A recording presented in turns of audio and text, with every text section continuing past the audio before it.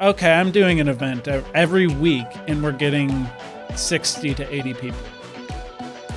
When I started, it was in my living room. We were projecting onto a bed sheet with a $50 projector that I got on Craigslist. Over time, it started working itself out. Hey, it's Chris, and welcome to the Between Dreams podcast. This show not only focuses on having big dreams, but highlights and features stories from people who are doing something about those dreams. Of course, it's important to have big dreams and ideas and goals, but the only thing that matters is what you do between dreams. That's life, and that's what it's all about. So I love hearing stories from people who are out there making things happen, not just thinking about them, but taking the actions that are required to make them real. This is part 2 of my conversation with Isaac Deitz, a filmmaker, director, producer, writer, creator, the creator of the Thunderdome, which is a community of people who are making awesome work here in Atlanta. And if you are just listening on any podcast platform, reminder that you can watch us on YouTube. And if you're just watching us on YouTube, you can listen to us on all the podcast streaming platforms. So let's get into the show. Here is Isaac Deitz. I've built everything I've ever done is like a little bit like sideways of the approach to it of, you know, with if people ask me about juggling and I'm like, oh, I never was taught how to juggle. My dad taught me how to juggle when I was a kid. Right. That was the training. Yeah. And like I said, it was a backyard and then one step and then to the next. But you loved it, right? Yeah. I mean, you have to. Right. Else you wouldn't do such a silly thing forever. Because what was it, like 6 hours a night sometimes when you sat outside? Like, oh, yeah, probably practicing? you know, who knows? Just the years of doing it. Yeah. And so people see the final product of a person who has their own live theater show. And, wow, it's awesome. He's got a sign with his name on it behind him. Right. There's some lights and there's like this thing that looks expensive. And then there's these things that look expensive. And then how do I do this? And it seems impossible at the first step. Right now, I hear there's this film community in Atlanta that they have this garage that has people that come show their films in it. I'm going to do that. Mm-hmm. And then I do it, or I start my podcast, or I make my first film. Yes. And rent out the fire hall, and nobody shows up. Right. And I'm like, well, I did all the things. He told me just go do it. Right. I did it. Yep. It didn't work. Yeah. Well, I would never tell anyone to do that. So in that thing of like, I've been there, we've all been there. It was like, okay, I'm going to make my first YouTube video with 3 views. Yep. Failed. Right. So like, again, going back to the thing of like, it's easy for you to say, you can say you're having an event in your garage and 100 people show up. Right. It's easy for you to say you have all these lights and microphones. It's easy for you to say you could just go make a podcast. Right. It's easy, you know, insert any of the things. And I think that's just people like seeing Bill Gates and not realizing he started in his garage. Yeah. Like they just are missing. So, okay. Steven Spielberg, he does Jaws like we discussed earlier. He's up and coming director. I don't know if it's Steve. But anyway, like people see Jaws and then they're like, that was his first theatrical debut. So he had Duel and a TV movie, but that was, wow. He just walked into that. I heard rumor that he snuck onto a movie studio and he just started pretending like he worked there. And that's how he got the job. Yeah, but we're not seeing him at 15 playing with his dad's 8mm camera. Yeah. We're not seeing the hours and hours and hours where they finally break, where they're actually like blow up. This happens so many times. People go like, wow, their first album, now they're a success. And it's like I think Damien Rice was like a street performer for like a decade or something. I don't know the numbers, but like playing on the street every day, you're going to get sharpened as an artist. You're going to figure out what you like, what you don't like doing anymore, where it's like, this is somebody else's formula, so that way I have no connection to it. And so after doing this for 1,000 times, I realized I don't want to do this because this is the lenses that guy would use. I'm not interested in that because I want to use the ones I want to use. So like people just like, okay, I'm doing an event every week and we're getting 60 to 80 people a week. When I started, it was in my living room. You know, like it was upstairs in the living room and we were projecting onto a bed sheet with a $50 projector that I got on Craigslist that was like made for corporate events. It wasn't a good projector at all. Over time, it started working itself out. Your street show, it's not like you said, I want to do a street show, and you started or live theater. My brother is a street performer, so... but like, it's not like you just said, I want to get on stage and start juggling. No, you started juggling. You started realizing that you have a confidence in juggling. And the thing is if you upload a video on YouTube and it gets 3 views and that discourages you, maybe you don't have much to say. Maybe you're saying something somebody else has already said a billion times. But if you're like, you know what? This is something I need to say as a human that I just need to get out. Like it's creativity is like Gatorade where it just like comes out of your pores. Like you have to get it out of you. You have to. Like every creative person I know is like, I don't care if anyone sees my stuff. I'm going to make this. I have to make this because I'm actually seeing what I'm capable of as a human being. And this is what's cool about like, you know, stunts, especially as a more immediate way to see this.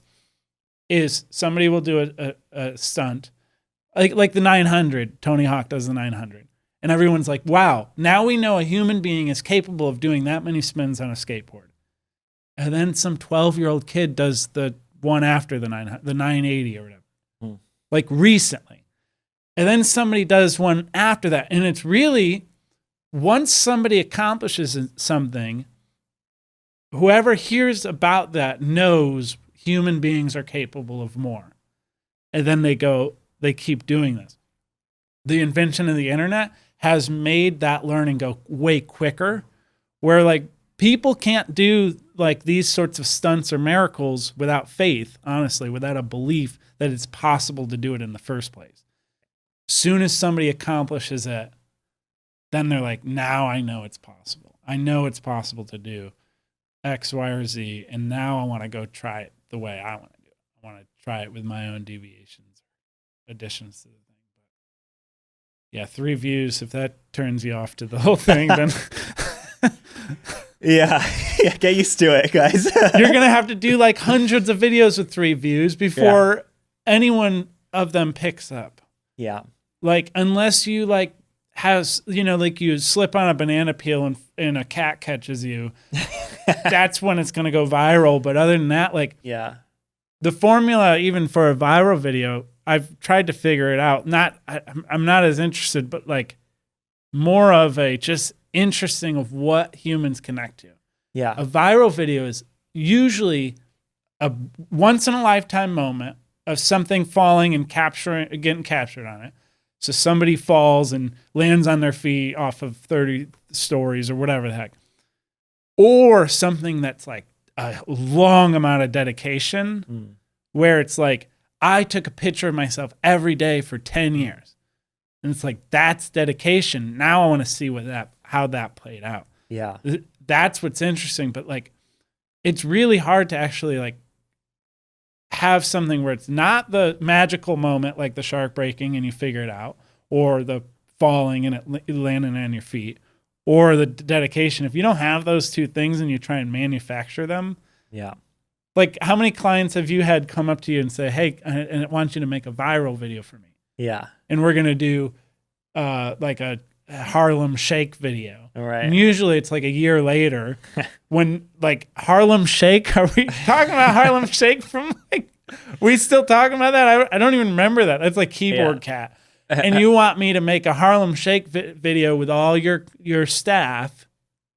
That's it's so out of touch. The wave of this invention, this deviation, it's like trying to come up with the pie again.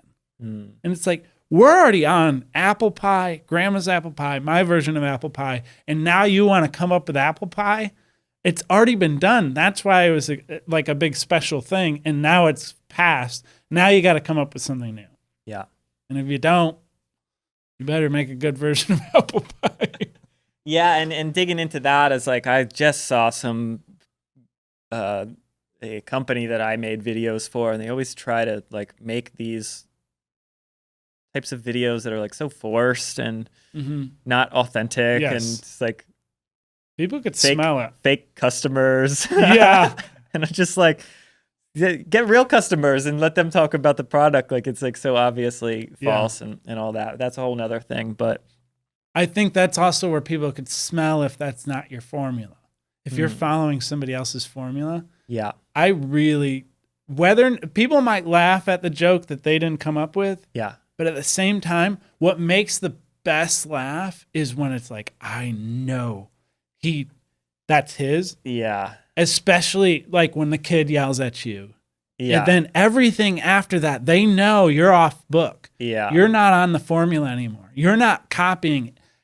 And this is verifiable. Like you might have not have been copying anyone's formula. You might have had your own formula. But now we get to see what you do if you're off the formula. Yeah. What are you going to do? And that's where it's like, I just saw something that will never happen again. Yeah. That is very unique. All the variables, you can't even get the same crowd in the same room again. Yeah. A couple years later, and people are like, that's where it's like this magic that you could almost like, yeah, it's really something. And that's one of the categories of a viral video is these variables will never happen ever again. And we captured it. Yeah. And that's like, whoa, I want to see that. That's really something. Yeah. What I was thinking earlier was the idea of, so paired with like the formula for a viral video, which obviously doesn't exist, or else there wouldn't be a such thing as viral video because everyone would be doing it, and then it would be, the bar would be here, and then it's back to where we started. But with new platforms where we don't need to make a movie to get feedback to know what people like or what people are going to respond to. We don't even need to make a TV. We don't need to make a TV show. We don't need to make a commercial. We can literally make a TikTok 4 times a day and learn storytelling. Totally. Through, there's people that are being annoyed with TikToks like, oh, it's ruining everything. I went through and found, so I recently just went through like all my old juggling videos, and I was just like pulling little 15-second bits, and they get like 100 views because TikTok like forces every video that you have to have 100 views. Like it puts it in front of 100 people to see how it behaves. Oh, interesting. And then their algorithm has a formula. If people like rewatch it, that gives it another boost. If people like it, that throws some bones at it, and they start to display it to more and more people, depending on how much people like it. Right. So you can get an instant. So like I have videos that have like 125 views. Like, okay, cool. Like every video I post gets 125 views because TikTok puts it in front of that many people. Yeah. And then one of them has 5,000 views. And why did that happen? And I'm not sure. But it worked in the thing. More people started to see it. More people started interacting with it. People started leaving comments. People liked it. And then now I'm like going through and posting like several videos a day. And I'm like in here, like doing tests and things. And I'm like a wide shot, like zoomed in on a tight lens that like I think looks cooler and more like cinematic doesn't work. Because people want, but if I do a GoPro in here, and the GoPro's like 3 feet away from me, and it like feels insane, and the juggling clubs are right there, like those work. Right. And box juggling, all the videos that have exponentially more with box juggling rather than like clubs. Right. And then the shots that have a little bit of motion, like somebody else was filming it and kind of like holding a handheld thing, do better. So it's like getting all this real feedback. And then I'm like, okay, why don't people like when it's like really far away? It looks more cinematic. It looks cooler. But I'm like, well, it makes people feel like they're farther away. Yeah. But GoPro, they're like, it's like GoPro juggling is awesome too, because it's like like the Yeah, stuff. yeah, yeah. It feels like you're there. Right. Like, oh, people love that. It's like real. It feels like you're part of it, and like they're holding it in their phone. They Totally. want to feel part of it. So like whatever that platform is, do stuff. This will be like the take home of it is like, I don't know what works on YouTube, but I've posted 400 videos. Mm-hmm. A majority of them got less than 100 views. Right. And I spent literally hours on every single one of those. And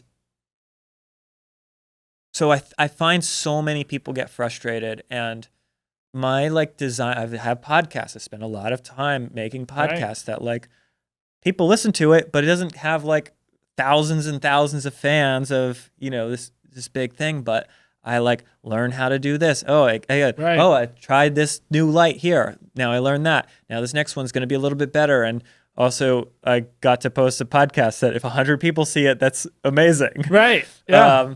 So that's the thing is like we have this ability to do stuff and test it in front of audiences instantly, which the world has never had before 6 years ago. Which is crazy. So the book, I don't think you know this, but I wrote this collection of essays, and it was called Just Go. Nice. So people are like, well, I don't know how to write a book. And I was like, I don't know how to write a book, but I wanted to write a book. So I started writing blog posts, and I started posting the blog posts on Facebook in 2015. Nice. Started posting the blog posts on Facebook, and I got instant feedback of how to write the next chapter. Right. Because I realized that when I go a little more aggressive and like kind of dig at people and like kind of take a stronger stand, I can use like a little bit more of a forceful, like, hey, get up, go, instead of being, when I was more forceful, people were like, they would get on board and they would like it. It would get more shares, and it would be like 100 likes and 8 shares. I'm like, oh, cool, I can dig in. So I didn't know how to write a book, but I knew how to write a blog post every day for 6 months. Yep. While I didn't need to wait 6 months, write it all, and then send it to a publisher and then say, it feels a little weak. You should have been a little more aggressive in your language. Yeah. And then now it's like, too late. Start over? Right. And literally that one day, and then the next day I could dig in harder. Oh, too far. Like the 3 people got mad at me. All right, ease off on it. So like we have that ability to put out things and make stuff and get instant feedback. So go make stuff and get instant feedback. That's like, I think that seems like the core thing of it. And it's frustrating to me when I see people tell me, I've heard people say, I want to start this clothing company, but I'm working on forming the LLC. And I'm like, you're not going to make any money. Right. For 3 years, so you don't need to worry about the LLC. Right. Do you have some designs? Right. Like in your backpack? Totally. Or the podcast. People are like, well, where do I host the podcast? Like, I don't know. Put it on Facebook. Right. Totally. Like it's like always, I get it all the time. People are like, well, I just don't, I'm working on the strategy of how to put out this new music. Well, I have a lot of music friends. And like they were like, oh, I'm gonna save this thing for save it for what? For people to forget who you are because you didn't post a song every day? Right. So it's like it's frustrating to me. Yeah. When people are like, well, I want it to be good. I'm like, okay. My first podcast started with a $100 microphone. Right. And it was sitting on the table like this, getting both people going into the laptop that I already had, and it was like crappy. Totally. And I was like, oh, each person needs a mic. That'll be way better. And then I sold that and made back most of the money. And then I bought cheaper mics than the $100 mic. They were like $30 mics each, but I was getting better because I didn't have to spend more money. I actually spent less money, but solved the problem in a better way. Yeah. Through failing of that. Yeah. I think, with the first part, I think it goes back to goals. Are you trying to get 1 billion people to see your stuff? Yeah. Don't make a goal something you can't control. Make it something more objective, where it's like, what's my goal is that I made a film that I want to show my kids and that they're going to like. Yeah. Or some films I want to show my kids. But that I could just stand by and watch in 10 years and I'll still be entertained. And I'll like the process. I'll like that how I treated everyone along the way. There won't be any bad blood or weirdness between like anyone. When I watch the film, it just is a good memory of where I was. It's like a journal entry. And if people like it, cool. If people don't, like, we have Michelangelo even, or it's probably better example would be like Picasso or somebody that wasn't like household name until well after they died, which is actually the majority of artists. And even Michelangelo, like when he was alive, how many people do you think really knew who he was? Yeah. Like the whole world. There's people in India and Africa living their life not knowing who Michelangelo is while he's breathing and making art. Yeah. And okay, is he a failure? Like, do you need to know how much you're impacting something? I think so like you think about any war, front lines, they don't get to see who won the war, but they were very helpful for the battle. Their front lines, usually they don't ever get to reap in the benefits of being front lines. Yeah. And the most risk. Right. Literally putting themselves out there. Yes. For critique. Yeah. And right. Because if you're actually doing a new formula or doing something completely different that hasn't been done before. You're on the front lines. You're the front lines. People are like, this is weird. Exposing. It's a great example because you're literally exposing yourself to things that are going to kill you. Yeah. Literally. But actually, like, if you could push through it, it'll make you stronger in a lot of ways. Yeah. What is it? Henry Ford said, if I could ask my customers what they wanted, they would say faster horses. Right. Anytime you introduce something new to a society that's never been done before. So you talk about TikTok. Same thing happened with talkies when they introduced sound to movies.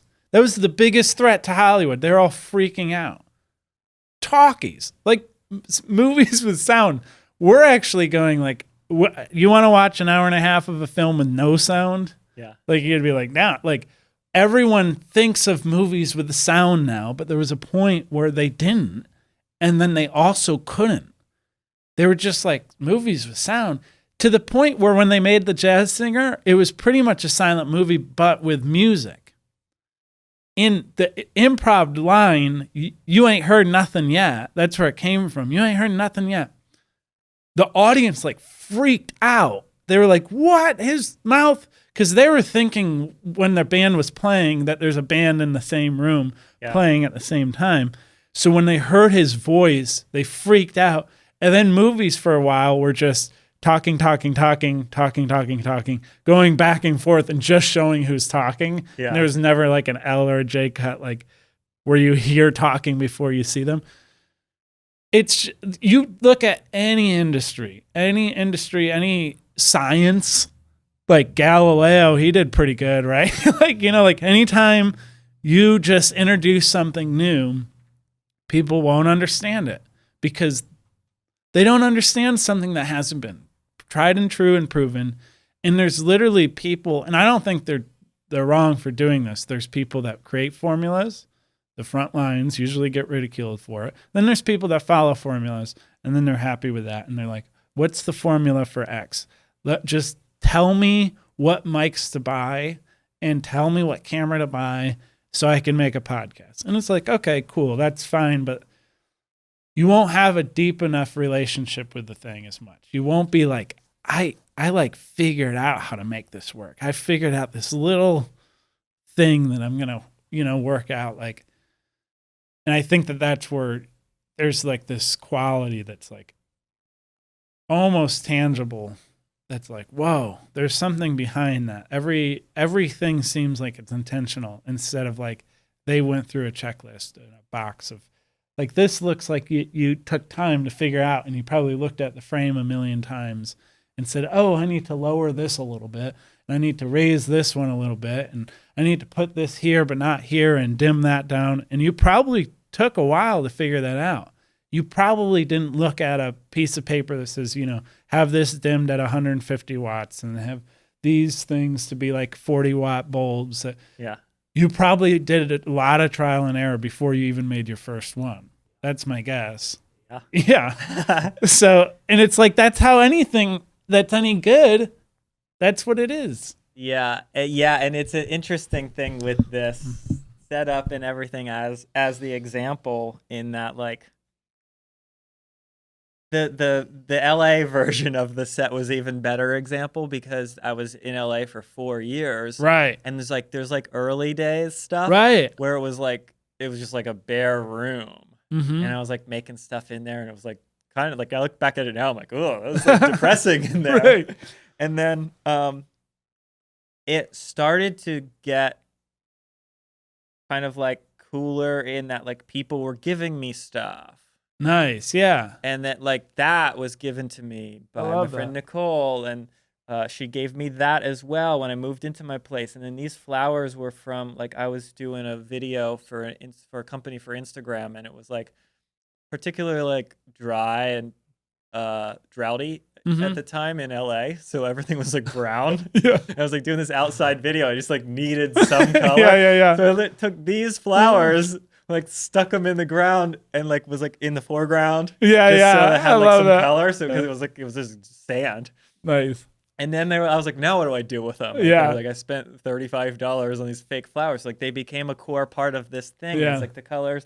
And then I was like starting to do this. And then like that thing was in the garbage. And I had a bunch of these shelves that I found in the garbage in LA, which I wasn't able to bring them over here. It was like running out of space. Sure. But there was all this stuff, and people were like, well, I like how there's like depth and all that. And I was like, literally, I didn't pay for any of it, or all of it was recycled. Totally. It was like either recycled, I found it in the garbage, or it was like from a different thing, or someone gave it to me, all these things. And there was like a really funny thing. These curtains, shout out to my friend Seth Word, who I told him, I was like, he was going downtown LA for fabric. And I was like, if you find red, like velvety curtains, I really need red velvety curtains. And he texts me, he's like, dude, I found red velvet curtains. He like texts a photo. He's like, do you want them? I was like, how much are they? And he's like, I don't know. They're having a deal where like as much as you can fit into a garbage bag for $4. And it was just like these particular curtains. They're like cut off on the bottom. They're certainly from like a set where they didn't see the bottom, and they cut off the bottom. I was like, I need a set where they can cut off the bottom and we don't see it. And it was like so many of those things of just literally like, yeah, I couldn't. If I needed to go to the store and do this, it'd be really, really hard. I agree. Yeah. But, 6 years into talking to people and making music videos in my living room and all that, I'm like, oh, cool. I'll figure that out. We'll clamp that. We'll stick that over there. There's cables all under there. We'll hide those this way and figure out all those things. And when I'm driving around and I see like a shelf on the curb, I'm like, oh, that's perfect size. Totally, yeah. That's what the Thunderdome is in a lot of ways too. Yeah. So to tie that all up, I think we have a nice bit of, I think we have a nice package of stuff that people listening are going to. We've given them the formula. Yeah. Just go. Yep. That's the thesis of everything. Start making stuff. And then they had excuses. Yeah, but it's easy for you because you got a bunch of cool stuff. It's easy for you. You already have an audience that people are going to listen to you. Yep. It's easy for you because you already wrote a book and now you know how it works. It's easy for you because you have a big audience on TikTok. It's easy for you. All of those things started, every single person on TikTok started with 0 followers. Every single person on Instagram started with 0 followers. Every single YouTube channel started with 0 subscribers. Totally. Like every single human started with 0 friends. 0 friends. Like maybe 1 or 2 parents. That cared. If they were lucky. Yeah. And then they didn't know how to walk. Now look at most people know how to walk just or all by themselves. Transport themselves in their means of doing so, or however, and talking. And as you kind of hinted at, like no one started out knowing how to talk. Start off with one word, and everyone was like, "That was awesome." Yeah. Like, keep doing that. Yeah, more. do that. You got rewarded.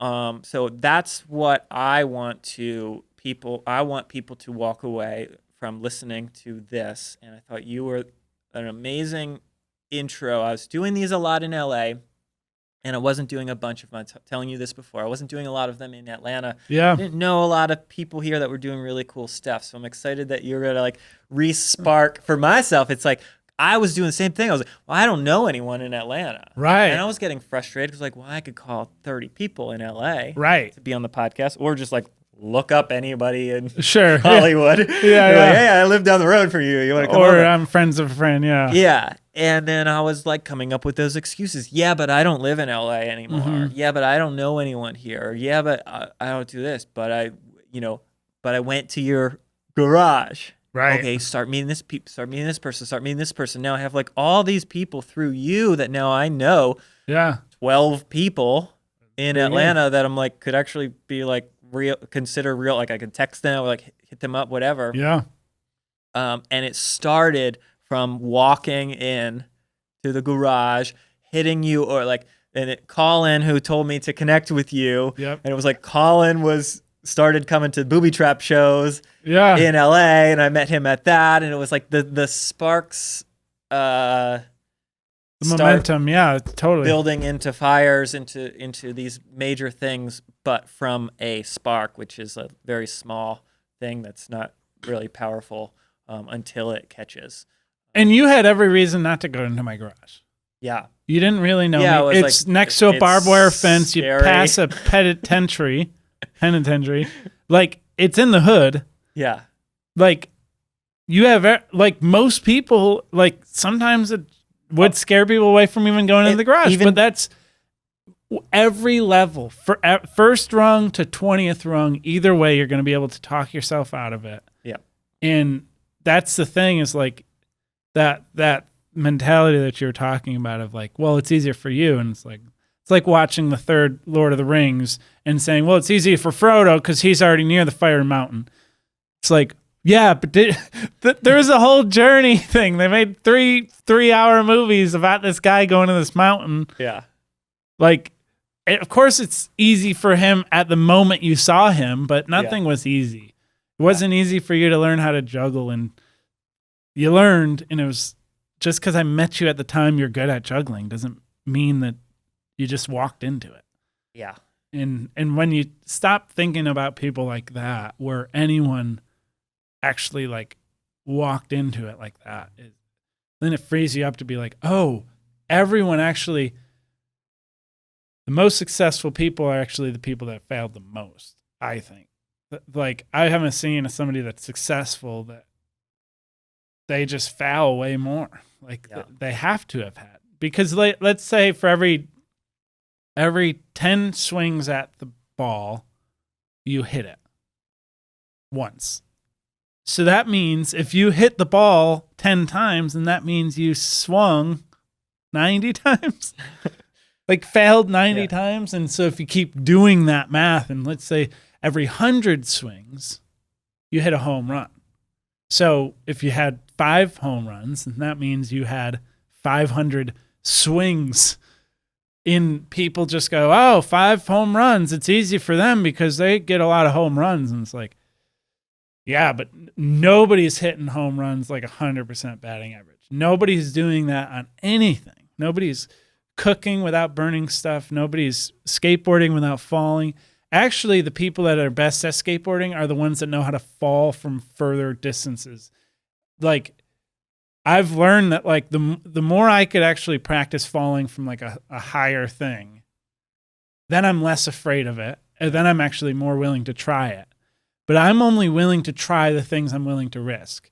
And so if you're not willing to risk it, you're not going to be willing to try it. And so you're not willing to be able to post a video and get 3 views. You don't want to risk that kind of rejection or that kind of perceived rejection of that your ideas aren't a good idea. And it's like David Fincher in his book, he has a book of interviews. He's the one that did Fight Club and Seven and Gone Girl and a bunch of other movies. He said he wants to go to film school and go to do a talk and then say, who here wants to be a filmmaker? And then they'd stand up. And then he says, okay, tell me why you want to be a filmmaker. I want to be a filmmaker. And he'd say, shut up, sit down. And he says, the people that would be like, no, I want to tell you, are the ones that are going to be the filmmakers. But if people are like, okay, you know, then they're not going to be really that good of a filmmaker. It's like, the last point is like Flannery O'Connor. I'm going to butcher this quote, but I love it. Flannery O'Connor, who's an author in the 50s area, she was asked, like, does writing school deter or discourage too many writers? And she says, I don't think it deters or discourages enough writers. There's too many teachers out there that are to blame for all these terrible books that haven't been like worked out, and kind of, I don't know, rejection makes you kind of go like, I mean, you think about even hip hop, people that weren't listened to by the society, a culture that's like totally second to a lot of things and like by society's standards. And then they say, well, you're not going to listen to us, so we're going to figure out how to speak in our own language and speak to each other in a totally new form of music that there's really nothing like it up until 30 years ago, which is wild if you look at like humanity. We're just figuring that out. Yeah. Like, that's really cool. And that's same with punk rock. It's the same thing. Like, people that are rejected usually figure their things out, and then they come back even stronger. This happens all the time from an individual perspective. The guy that gets broken up with by that one girl and then goes and works out and figures himself out and does something for himself and makes himself like a desirable person. And then now everyone wants them or whatever.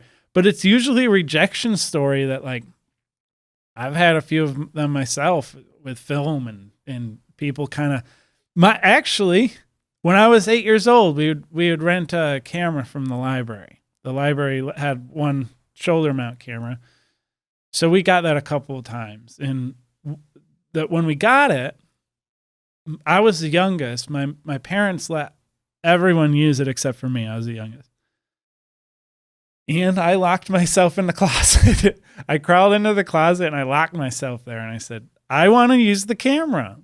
I know I could do it. And they said, no, you're too young. You're going to break it. We're, liable for this whole thing. And so, I mean, I just put up a big stink. But then the next time they did, they let me use the camera. And I worked so hard when they first gave it to me to show that I was going to do it well, to hold it steady, to do it in a way, because I started studying how everyone else did it and what they did wrong.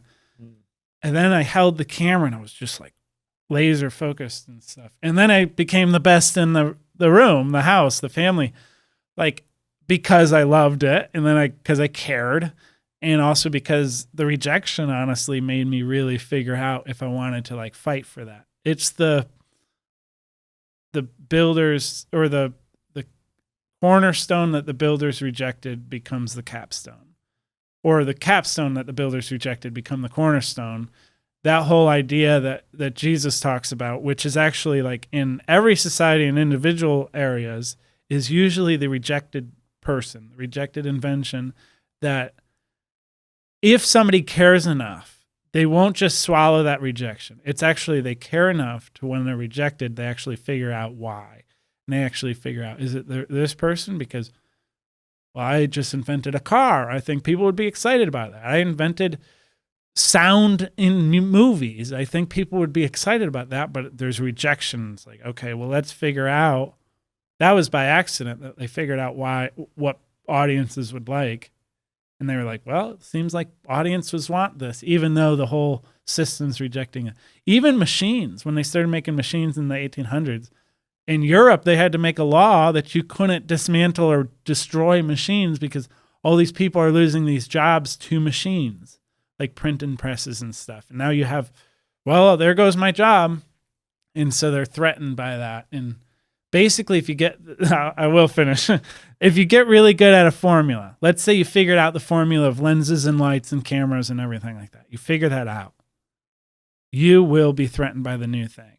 you will be threatened by the new lens, the new camera, because now it's a new formula that you have to memorize instead of actually trusting yourself and trusting who you are as an artist and saying, you know what? You give me any camera and any lens, I will have fun with it and I'll still figure out a way to express myself and learn about the reality around myself. I don't care anymore. I used to feel like that whole pissing contest of cameras and lenses. I stopped caring. You give me a phone. Like it's the Paul McCartney or John Lennon, I'm an artist. You give me a tube, I'll make art out of it. Yeah. That whole idea is like, I don't care what I have. I just want to make art. And I'm not even trying to compete with you. I'm just trying to see what formulas work, which experiments work together and see what they do and what they communicate to everyone else and keep trying that. Yeah, I think people get caught up too much with the excuses and the fears, which are legitimate though. Yeah.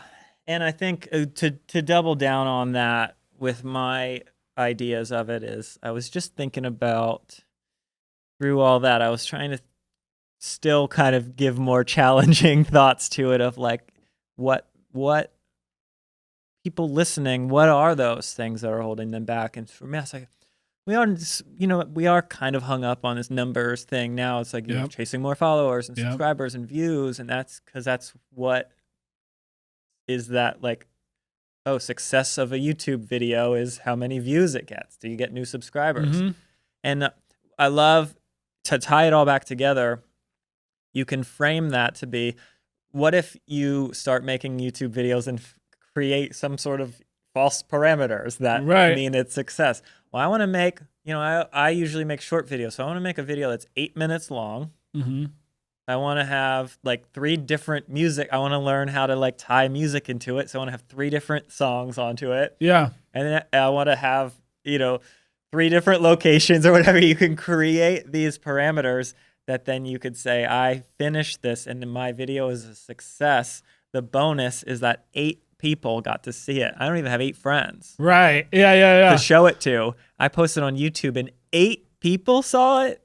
That's amazing. Right. And we reframed the entire thing. I created a successful thing, and the thing that the views is just bonus. Exactly. And then paired onto that, I've found by posting a video and refreshing to see how many views it gets, or posting a photo on Instagram and refreshing to see how many likes it gets.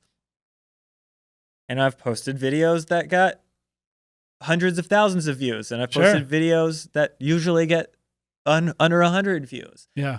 Either both of those numbers make me feel like exactly equally as happy. Yeah. What makes me feel more happy is, cool, posted that one, I'm going to go make another one. So for me, the only thing that matters, and it's like, it's like fun when you get more views or more likes or whatever. But I found that what that most fuels me to do is like, now I get to go make another one. Right. And the 100,000 view one is like, good, now I really want to make another one. Right. But also the 100 one is like, okay, now I need to make another one, but how do I need to tweak this a little bit. Make it a little bit more engaging. So I think there's some people who never posted anything and are like, I'm not going to post it till I have a bigger audience or that. And that's my like thing to them is like, it doesn't matter. I have friends who get millions of views on every video that they post. They have millions of subscribers on YouTube, and they're just like, it's awesome. Now I get to make videos. Yeah. But it's the same exact thing. Now it's like they've been granted this opportunity like to make they have resources to keep making the videos, but now that's what it is. They're like, this is awesome, not because I have a bunch of followers, because I get to keep making videos. And most of us are in a position where like, even if we make 0 money from it, we can spend an hour a week making a video. Exactly. Or weekends, or every night making a video. Totally. So the thing is, go make stuff. So where can, if people are inspired to learn more about your stuff that you're making, whether they're in Atlanta or elsewhere, where do you want to send them? I'm intentionally bad at that whole thing now.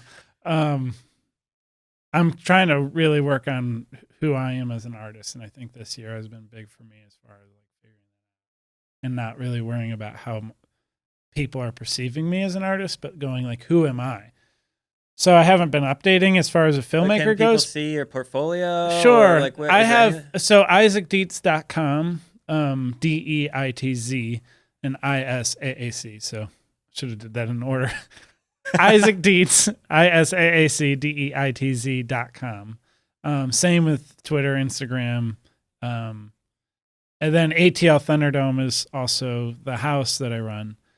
And we do events there and stuff. But I haven't really updated either of those as far as, I think the most recent film I've done is like a couple years old on my website. But I have been posting my films I've made for the Thunderdome on my YouTube channel, which I'm trying to rebrand as well, because it used to be my old production company, and now I'm trying to like get the name back. Just cloudy stuff. It's not like they have a good customer support to figure that out. But yeah. So yeah, Isaac Deitz at everything. Cool. Yeah. All right, that was awesome. Really appreciate all those thoughts. Yeah, thanks for having me. I think we went on lots of good tangents. Oh yeah, it was fun. Super useful. It's very fun. But yeah, super awesome. So go check out that stuff, and if you want to see some old videos that you made, I will be updating it. That's on my to-do list. Just got a lot of other things first. And if you if you're listening to this just via audio, we have cameras here, and we set up a whole bunch of lights so that you could watch us. So you can find us on video as well.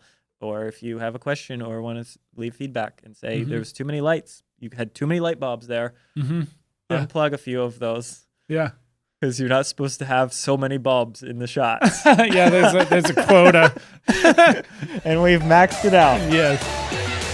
So thank you so much for watching, listening. If you enjoyed this episode, which I'm assuming you did since you made it all the way to the end, make sure to follow, subscribe, leave a rating, review, whatever the specific platform that you're watching allows you to do. Those little things seem like small things that you do, but they actually really help the show get bigger, reach new audiences, allows us to keep making cool stuff. So Spotify, you can follow the podcast, and then you'll be like kept up to date when new ones get released. On the YouTube channel, you can subscribe and leave a comment, maybe post a question. I'll read those and answer them. And, just thank you, most of all. Thank you for listening and watching. I also really appreciate when I run into people or people send me a message giving feedback on some thoughts that they had on podcast episodes and stuff like that. So feel free to always do that. Drop me a line wherever you can figure out how to get in touch with me. Instagram, email. You got it. You could figure this out. If you listen to a podcast, you know how to use the internet. All right. That's it for now. Thank you and goodbye.